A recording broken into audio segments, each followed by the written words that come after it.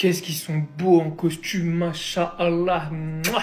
Mais sur un terrain de foot, je vous l'ai dit, je vous l'ai redit et je vous le redis. Ils sont pas compatibles. Ils peuvent faire toutes les stories, hein, danser sur toutes les musiques. Vous m'avez fait croire que le Real était plus grand que Kylian. Vous avez dit et répété, au Real, ça ne sera pas comme au Paris Saint-Germain.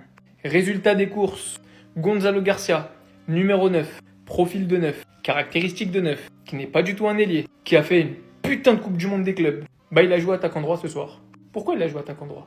Pourquoi il a joué attaquant droit? Il y avait Kylian sur le terrain. Il y avait Vinicius sur le terrain. Lui c'est un 9. Normalement, t'as deux ailiers, un 9. 2 plus 1 est égal 2 plus 1. On m'a fait croire que Xabi Alonso avait le caractère nécessaire, allait avoir le pouvoir au Real de mettre Kylian là où il voulait, pour le bien de l'effectif, pour le bien du Real, pour le bien du football. Malheureusement, il ne peut en rester qu'un seul.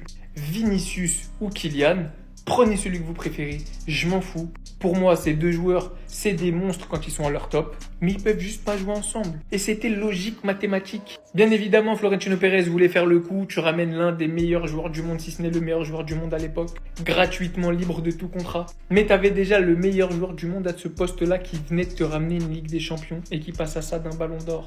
T'es venu lui ramener la pire concurrence. Parce qu'aujourd'hui, il faut dire les choses clairement. Cet homme, plus il est bon, moins les autres le sont. Et t'auras beau être le meilleur joueur du monde, si autour de toi, tu rends tes coéquipiers nuls, bah ça sert à rien. C'est ce qui s'est toujours passé au Paris Saint-Germain. Voilà pourquoi Kylian Mbappé a toujours brillé. Et voilà pourquoi, selon moi, le Real devrait miser sur Vinicius, lui qui a déjà prouvé au Real que c'était un joueur de collectif, que c'était un joueur des grands moments. Et maintenant, ils sont dans la merde. Parce que tu peux pas te séparer de lui. Et qu'en plus de ça, il te rend l'effectif ingérable. Et tactiquement, c'est un poids qui ne défend pas. Bref, les Madrilènes qui disaient que c'était ce que je voulais, que j'avais tort. C'est plus Ancelotti, c'est Xabi Alonso. Vous l'avez vu de vos yeux, l'un des meilleurs joueurs du Real sur cette Coupe du Monde des clubs, Gonzalo Garcia, a dû jouer attaquant droit pendant que Rodrigo était sur le banc. Au revoir, merci.